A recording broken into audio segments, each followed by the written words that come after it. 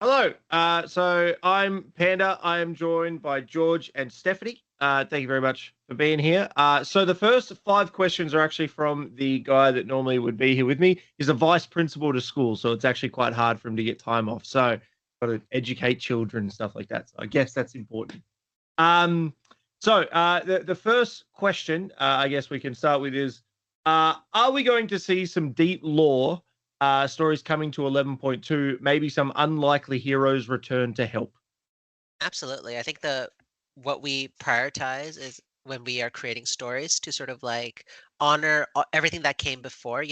World of Warcraft and the Warcraft franchise has such a long history of really cool characters, and when we get the chance to like fit them into the current story that in a way that makes sense, we really leap at the chance to do so. Um, so coming to the aid of the Ethereals, which was honestly probably my second favorite race in all of Warcraft history. We had such a wide variety of, marquee characters like Lucas Walker and Venari, but also some other cameos from characters that we've seen previously in Warcraft that I'm really excited for players to sort of like stumble along as they're traveling around Tazavesh and Koresh. Yeah, awesome. What was your favorite, by the way? Just so. Blood Elves. What else? Okay. Okay. Yeah, I'm yeah. Panda, so I I get can't. roasted all the time. So don't worry. I'm a panda Uh, too. You're good. okay. Yeah, let's go. They're the only neutral faction in the game. That's why I like it, because they only want to do what's right for the world, and no one gets it. I'm like, no, it's not about Horde and Alliance. They're just pandas are neutral, and that's what I like about it. So I'm very neutral when I play games. So I like it. Yeah. Um. Okay. So second one. This is from Mr. Ree. He says the new zoo, I guess is what it's being called. The Eco Dome mechanic will be getting its own. Will we get our own customizable zoo, or will it be a linear thing that goes along with the storyline? Yeah, I want to definitely temper expectations, especially with Miss Appendaria playing in your background and such. Yeah, This isn't like a full-fledged farm like we've seen in previous content. This is more of like, hey, Venari needs your help to help like fill out her ecodome. So you are going through a small narrative experience that persists over a couple of weeks as you're trying to like bring animals from other parts of Azeroth and elsewhere that see if they'll be able to survive in like Koresh's ecosystem. So this is a pretty linear story, and in my cool. opinion, like the culmination of ecological succession, like it might have been because, like, it was after I watched the ending of this system, like, at the end of a pretty long day, but, like, I found myself getting, like, truly emotional at the end of Ecological Succession. I'm really hoping for to watch players, like, witness it for the first time. Okay. I'm a crier, so I'll let you know how it goes on Twitter. But I'm quick to cry. It's one of my worst kept secrets. I That is can't a good handle thing. That is a good thing. it. Yeah. um. So again, Mr. Ree, he asked. So he said, "I'm keen for Tavesh." Am I saying that correctly? Tavesh. Tazavesh, Tazavesh. Tazovish. Okay, I think he shortened it for the sake of the question. I'm keen for Tavesh hard mode. Some of my best memories were trying to do hard mode Mechagon and Karazhan.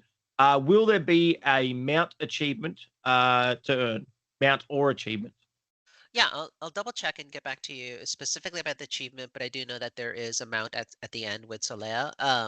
The hard mode of I think it's called the Deathless run of just like making sure that you're able to do the content with the mega dungeon without dying at all. Yeah. With the difficulty which is raised more than the typical mythic parts of the two halves of Tazavesh.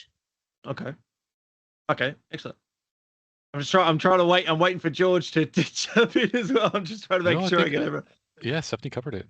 Yeah. Yeah. Cool. Cool. I do think Excellent. there's an achievement though. I think the achievement grants you the mount. So yeah, Hell tons yeah. of rewards. Okay. Perfect. Yeah. That's for collector Andes. I'm just out here trying to just raid. So, um. Okay. So this is more of a question from both of us. What is the best part about developing these worlds? When you hear a story for the places that we're making the worlds on right now. Obviously, it's called Koresh. Again, I hope that I'm not butchering the names. When you hear stories about this or other stories, and think, oh, I'm going to create off this. Like, I guess the question is, when you hear these old stories, what sort of prompts you as a developer, as a designer, or whatever it is, to then go, oh, I'm going to make a story based off this? Yeah, I think for me, I can't speak to other folks. Like the joy in designing and joy in creation comes in collaboration and sort of like getting into a room with like-minded individuals who are so excited to tell a really good story together. And there's no better feeling than being in like a writer's room with like six other people who are all super jazzed to tell stories. And for me, the joy of it also comes with like we're talking about really weird high level concepts here, right? Like we're on a different world. We're talking about energy based creatures. We're Mm. talking about like these characters that have so much prominence in Warcraft history, but also we're trying to tell stories that like just resonate with players, resonate with humans, right? Like how do we tell universal stories within the bounds of this grand cosmic scale story that we're telling? Yeah. Okay. Same for George.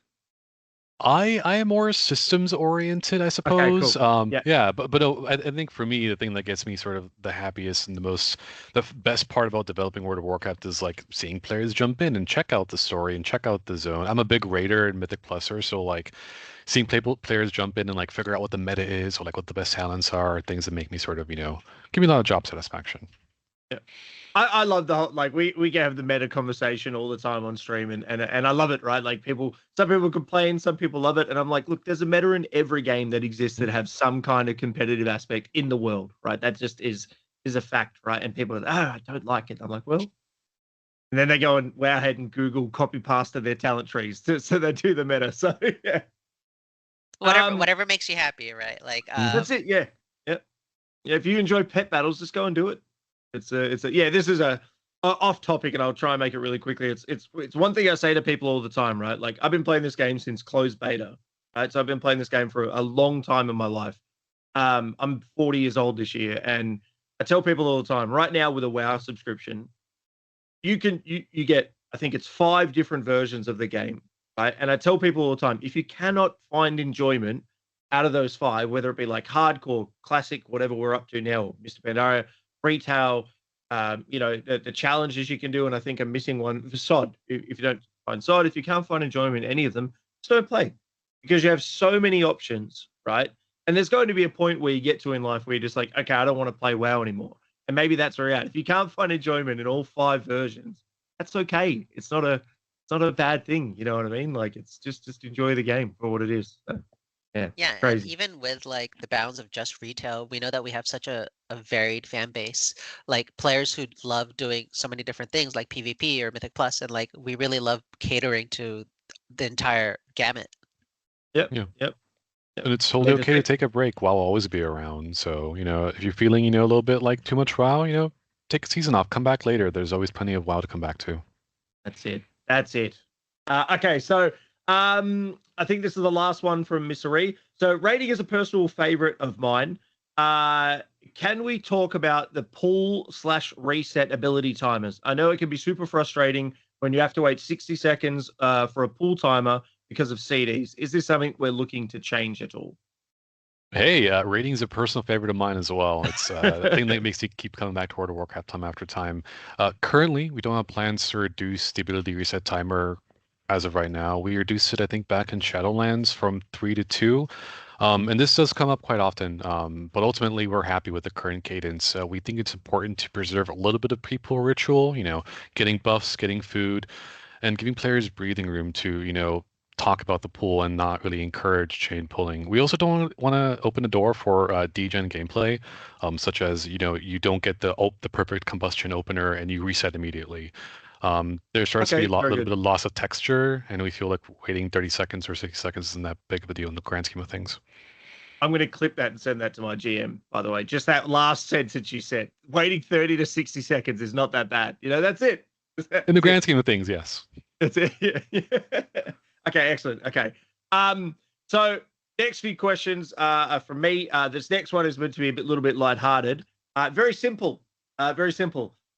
Demon Hunters, new class/talent tree. When? Tell us more. You know, it's been really fun to read all the player speculation here. We are doing some narrative pieces in 11.2 that do touch on Demon Hunters. As of right now, we have nothing new to announce for a new class or a new spec up, anything of that nature. I will say, love reading player speculation as always. It's been really fun to read, and it sounds really cool, but nothing to announce at this time. Okay. Okay. I think they wanted me to ask that for like a Of course, gotcha. you had to ask, of course. Yeah. So again, this one's for me. Are there any lingering threads from the Burning Crusade or the Legion that will finally be addressed in this patch? I think like the biggest one that I can think of is, like looming right behind me is Demencius. The first time we saw Demencius, he was a little blueberry, and now he's back and badder than ever. And sort of we're unraveling a lot of the mysteries behind the Ethereals as a race and behind Koreshi, the Koreshi people, along with some new surprises. And I don't want to go into any of them right now, but there are definitely a lot of returning characters, a lot of returning themes, and sort of like forging a new path forward with those in our hands. Excellent. Perfect. Will there be any updates or evolutions to the existing systems like Dells, Warbands, or hero talents? Absolutely. All of the above. When we set out to make all those three features and we announced them at BlizzCon, they were considered evergreen. We're not going to just make them and forget about them. So when we're talking about Ghosts of Koresh, yeah, we're adding new warband campsites featuring Tazavesh, and you can get that campsite via a quest line that we're adding.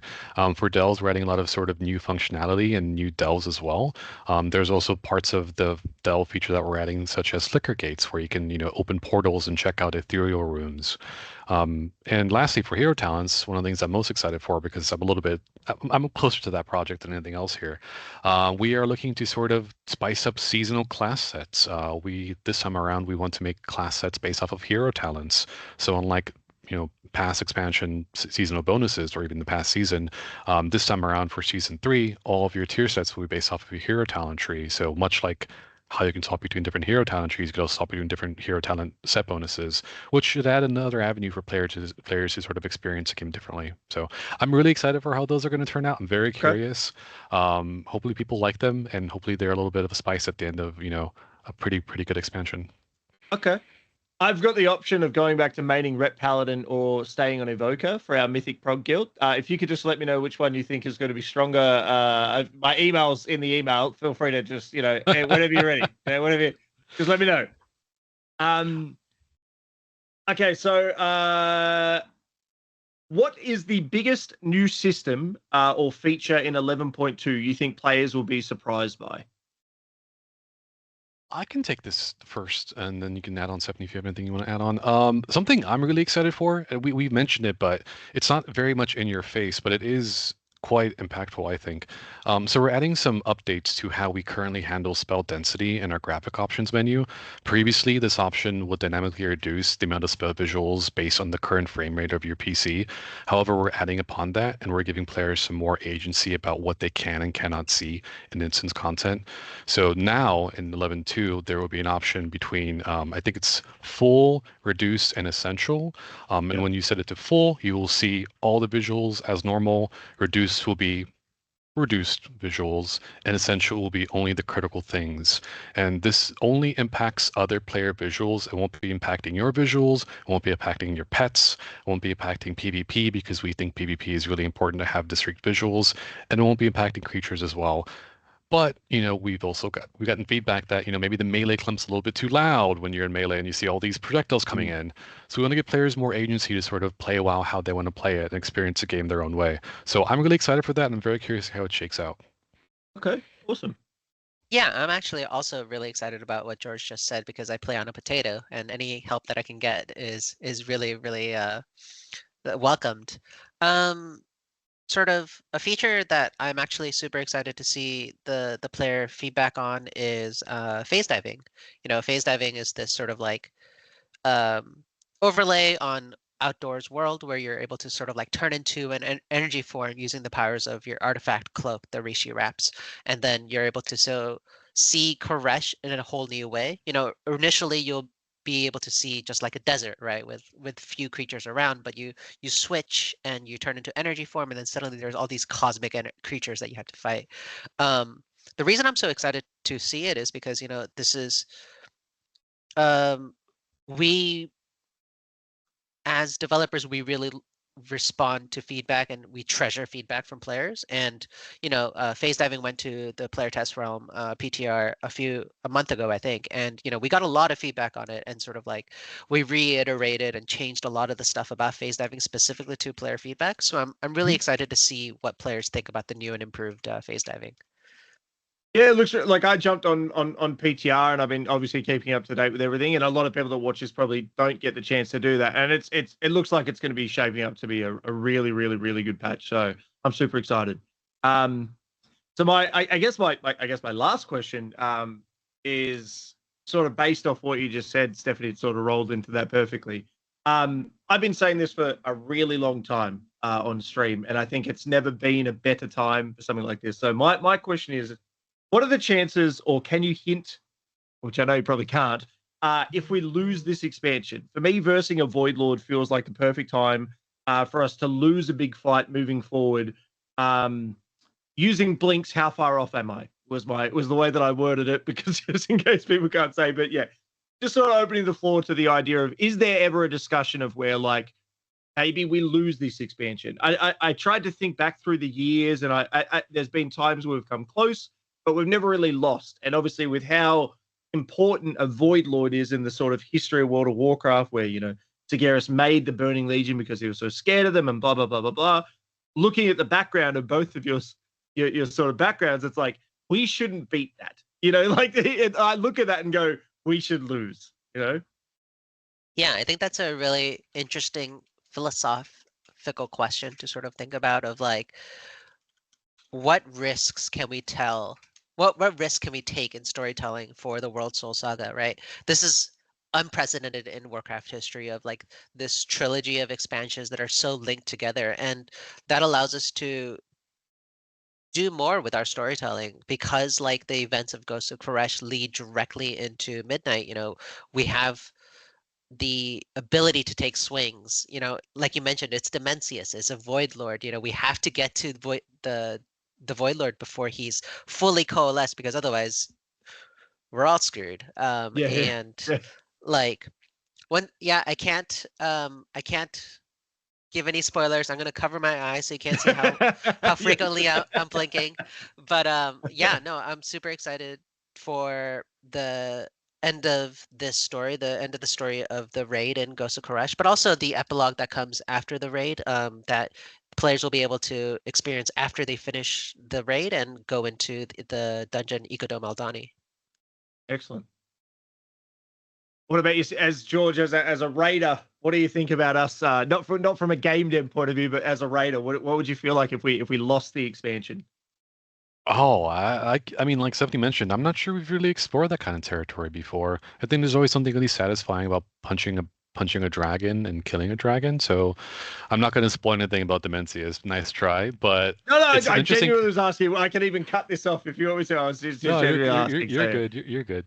It's an interesting idea. I'm curious to see where we go with it, but yeah, I generally like punching dragons and killing dragons, so it'll be a change of pace for sure if we were to do that.